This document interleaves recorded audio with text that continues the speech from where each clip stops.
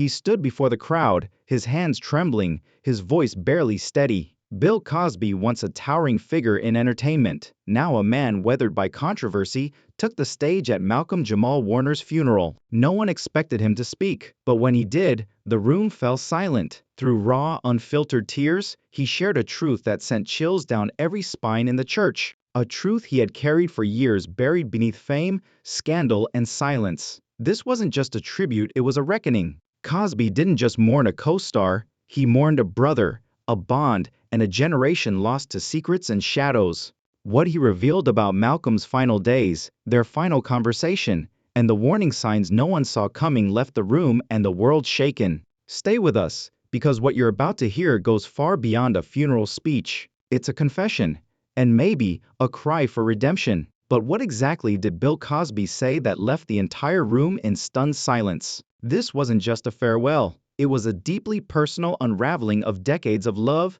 pain, and unspoken truth. The bond between Cosby and Malcolm-Jamal Warner wasn't just for TV. It was real, a father-son connection forged through years of working side by side, shaped by mentorship, loyalty, and shared burdens few could understand. When the world lost Malcolm, it hit Cosby like a freight train. And at the private funeral, he didn't hold back. His voice cracked, his hands shook, and then he said the one thing no one was ready to hear, something so honest, so raw, it brought even the strongest in the room to tears. This wasn't a rehearsed tribute. This was a soul breaking in real time. Cosby opened up about the pressures that haunted them both, the regrets that lingered, and the phone call he never returned. He revealed a side of Malcolm the cameras never showed, and a side of himself few had ever seen. In today's video, we're diving into the private eulogies, the whispered reactions from co-stars like Felicia Rashad and Tempest Bledsoe, and the haunting details of Malcolm's final days that many tried to bury. What really happened in those last moments, and what secrets did Cosby finally let go of in front of the world? This story is deeper, darker, and more heartbreaking than anyone imagined. Bill Cosby's eulogy left many in tears, and you won't believe what he said. It becomes surprising, dramatic, and unvarnished at this point. Thus, stick with us through to the conclusion. You will want to hear it all. Malcolm-Jamal Warner was raised by Bill Cosby from the start of The Cosby Show, not just as a co-star, but also as a father figure. Malcolm, who was just 14 years old when he made his on-screen debut as Theo Huxtable, immediately established himself as the center of attention for the Huxtable family. However, the connection was even stronger behind the scenes. After filming, Cosby would spend hours with Malcolm, educating him about personal branding, the television industry, and perhaps most importantly, how to act like a young black man in a society that doesn't typically overlook mistakes. According to insiders on the set, Cosby thought Malcolm had potential. Malcolm showed him the respect and appreciation he deserved in return for treating him like the son he had always desired. Bill taught me how to be a man, not just how to act like one on TV, Malcolm even stated in a 2012 interview. But as the years passed and scandals began to surround Cosby, their relationship was quietly strained. Those close to both men say their emotional bond never really waned. So when it was announced that Malcolm had tragically died at the age of 54, in what some continue to describe as a mysterious drowning incident, Cosby reportedly broke down in tears. Malcolm, who established a clean and respected reputation in Hollywood, started to distance himself publicly, not out of hate, but out of self-preservation. The church was packed, cameras were kept out, but the atmosphere was electric with grief, confusion, and a haunting sense of finality. According to sources, he kept whispering, "Not my Theo, not my Theo." What happened next was unexpected. Bill Cosby, who was elderly, frail, and extremely emotional, asked to speak at the funeral, and his words would leave the entire room frozen in silence. But no one was ready when an elderly, trembling figure walked slowly to the pulpit. Bill Cosby. Hollywood elites, former castmates, longtime friends, and devoted fans had gathered to pay their final respects to Malcolm-Jamal Warner, a man who had grown up in front of the world and remained respected through it all. Cosby stood before the coffin of the man he once referred to as my TV son, escorted by two assistants, one on each arm, and gazed tearfully out over the mourners. Despite all that had transpired over the years' trials, convictions, and controversies, Cosby had returned for one reason: to talk about Malcolm. The room erupted in gasps as Cosby opened up, saying, "I knew this young man before he had his first beard. Before the world called him a star, I called him my boy, not my biological son, but something more, a son of spirit." He talked about their friendship on set, as well as their private conversations, their interscene jokes, and the times he watched Malcolm cry over rejection, heartbreak, and the pressures of Hollywood. He said, "This industry can eat you alive."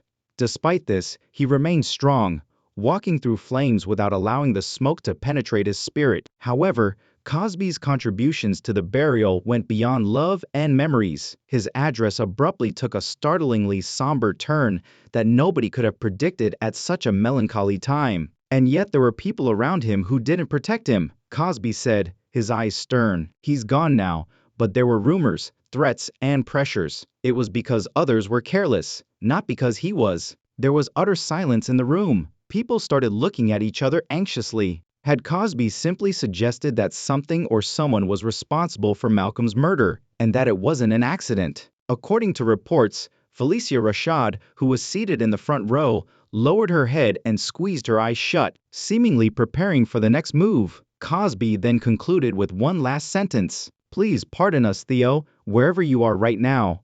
We were unable to save you." Tears were streaming down. Actors, CEOs, and preachers, who were supposed to be the most composed in the room, were observed wiping their eyes. But there was a deeper feeling that persisted above the pain.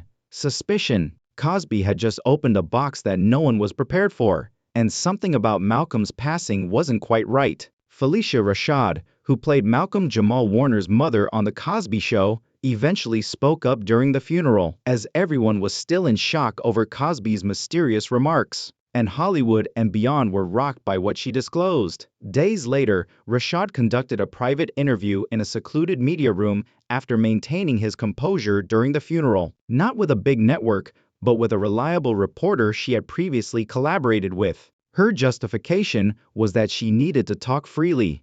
Just the reality, without any cameras or filters. The world leaned in when she first remarked, "I think Malcolm knew something was coming." He didn't say it out loud, but he said enough. Felicia recalled that they had a long phone conversation just 7 days prior to Malcolm's unexpected drowning, which is uncommon in their hectic lives these days. Late at night, he had called out in a weary, aloof, but desperate attempt to communicate. Rashad claims that Malcolm used a scary term to begin the conversation. She was shocked and said, "If anything ever happens to me, I just want you to know I love you, Mama." She initially dismissed it with a laugh, assuming it was merely Malcolm's passionate outburst. But what transpired made her grin vanish. Malcolm acknowledged that several executives and former colleagues had been pressuring him to return to circumstances from which he had long distanced himself. "All of a sudden, people from the past were contacting us, and not in a good way." Felicia asked him what he meant when he stated, "They want me to stay silent, but I can't do that anymore." He just replied, "You'll see.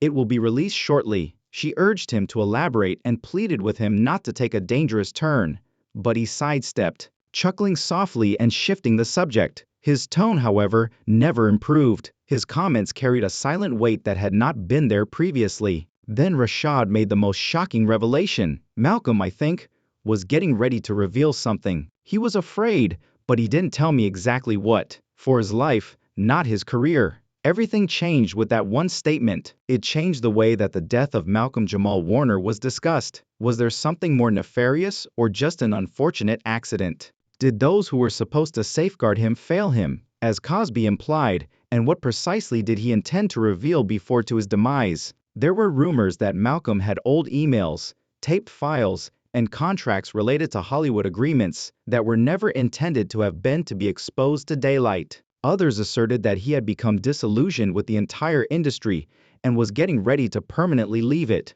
while others implied that he had dirt on important executives. Felicia Rashad's admission, regardless of the facts, simply served to stoke a fire that was not going out anytime soon. Because now more than just fans were mourning, the probe was only getting started. Following the terrible death of Malcolm-Jamal Warner, the public started to believe the official narrative as the days went by. Accidental drowning when retreating alone.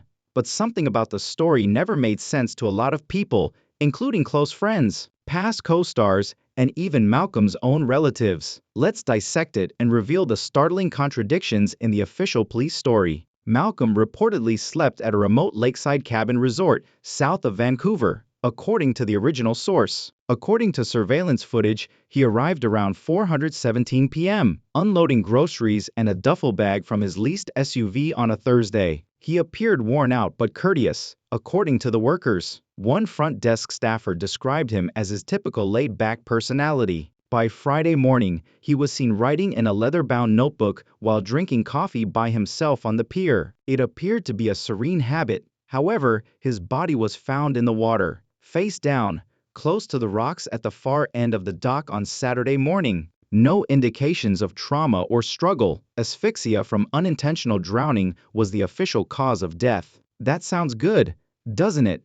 This is where it becomes suspicious though. The first inconsistency is the absence of call logs. Malcolm was able to get his phone, not entirely demolished, but water damaged. A portion of his call and text history was recovered from the cloud by digital specialists. They discovered something terrifying. 11:03 p.m. Just hours before his body was discovered on Friday night, Malcolm had made 3 consecutive attempts to call individuals. One was his previous publicist, while the other was an undisclosed acquaintance who was preserved with the unidentified suffix LL. Felicia Rashad came in third.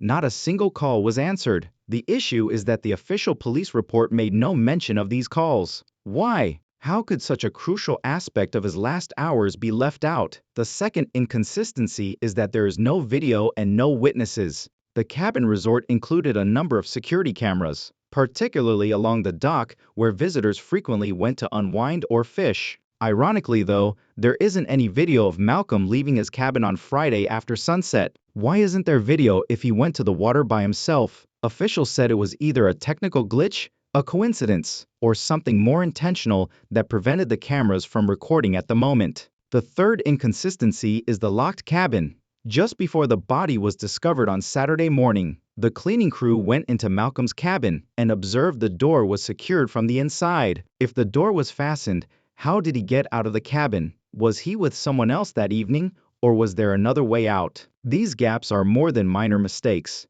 There are significant holes in the story. Even worse, 2 days after the burial, an unnamed cabin resort staffer told an independent journalist that someone had come that evening and asked for Malcolm. According to reports, the visitor left within 10 minutes, didn't sign in, and was wearing a black hoodie. Security was instructed not to interrogate him. That individual is still missing. Here's the crucial query then. Was the death of Malcolm-Jamal Warner truly an accident? Was it a message instead? Did his knowledge force him to be silenced? Did someone want to keep the truth he told Felicia Rashad from ever coming to light? Who stands to lose, if anyone? At the most poignant point of the memorial service, Bill Cosby himself took the stage. Somberly, slowly, and clearly shaken, the renowned comic looked much more frail at 87 than his admirers had recalled. However, the crowd fell silent as he walked up to the podium, with all eyes on the guy who had previously coached Malcolm-Jamal Warner as if he were a relative. And Cosby's voice broke when he started talking not from aging, but from heartache. He said, "I didn't just watch Malcolm grow up on TV. I saw him develop into a man, an artist, and a lighthouse of a soul that filled every space. More than Theo, he was my son." It was a thunderclap of words. There was only a father figure lamenting the death of someone who had played a significant role in his life for more than 40 years. There was no script,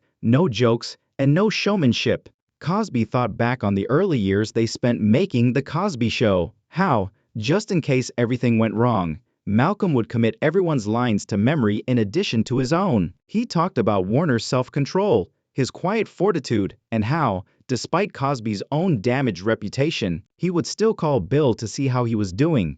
"Malcolm never turned his back on me," Cosby disclosed. "Even when the world did, he stayed. He reached out. He reminded me what family really is." He paused. The silence was deafening. "And now he's gone." Just like that, Cosby looked down, visibly fighting back tears. Then he continued, "They say a man lives twice, once upon his birth and once upon his remembrance." The crowd was in tears, and even those who had long distanced themselves from Cosby were moved by his unadulterated humanity. This wasn't just a tribute, it was an emotional reckoning. A final farewell between a father and his TV son. If that's the case, Malcolm will live forever. The room erupted in sobs as Cosby said, "If I could trade places with him, I would. That's how much I loved him." No one had anticipated such vulnerability, and no one had anticipated Cosby to break down like that in public. But he did, and that moment became the headline heard around the world. The world. The memorial wound down, with most of the attendees quietly filing out of the cathedral, leaving behind the soft notes of a lone piano and the scent of fresh lilies still lingering in the air. But near the front, where Malcolm-Jamal Warner's casket rested, draped in white roses and photos from his life, one figure remained rooted in place. A woman with trembling hands and eyes full of unspoken pain. Bill Cosby breaks down over the death of Malcolm-Jamal Warner. "He was my son." However, that wasn't the only moment that would leave fans speechless. Malcolm's longtime ex-girlfriend and fellow actor Karen Molina White, with whom he had shared both on-screen and off-screen memories, had been well known in the industry as one of the few Hollywood romances that was genuine, intimate, and intensely emotional, even though they had broken up many years ago. "You were the one. You've always been the one." Karen broke down as she leaned over the casket, sobbing as she did so. As the room emptied out, she approached the casket slowly, placed her hand gently on the polished wood, and whispered something no one saw coming, but someone nearby recorded every word. Those near the front, such as Kashan Knight Peum and Felicia Rashad, were clearly shaken. It wasn't just grief, it was the kind of heartbreaking regret that only the closest hearts experience when they lose someone too soon. "I'm sorry we didn't make it work. I thought we had more time. I thought we'd get one more chance." Cameras may have been off, but rumors were spreading like wildfire. Karen's confession sparked a wave of reactions on social media, with fans bombarding old pictures of the couple with comments like, "She's always loved him." And then came the words that would go viral by evening: "I never stopped loving you, Malcolm. Never. I hope you knew that. It is visible in every image." Later that night, Karen posted a brief statement on Instagram, a straightforward black and white picture of Malcolm grinning with the words, "I never got to say goodbye the way I wanted to. You were my peace before this world became too loud." This is the kind of heartbreak that never heals. Hollywood romances fade, but this was real. As the curtain came down on this heartfelt remembrance, it became evident that Malcolm-Jamal Warner was more than just a talented actor or a cherished son of television. He was a man who left a crater-sized hole in the hearts of those who truly knew him, loved him, and never received the closure they deserved. "Rest easy, my love." The post received over 2 million likes in less than 10 hours. "Rest in power, Malcolm-Jamal Warner, 1970 to 2025. You were more than Theo." His death may have shocked the world, but it also revealed the tender, raw truths behind the image he projected, including a love that had never died, a father figure forever in mourning, and fans who finally realized how much he was cherished behind closed doors. You will always be remembered as a friend, lover, brother, and son,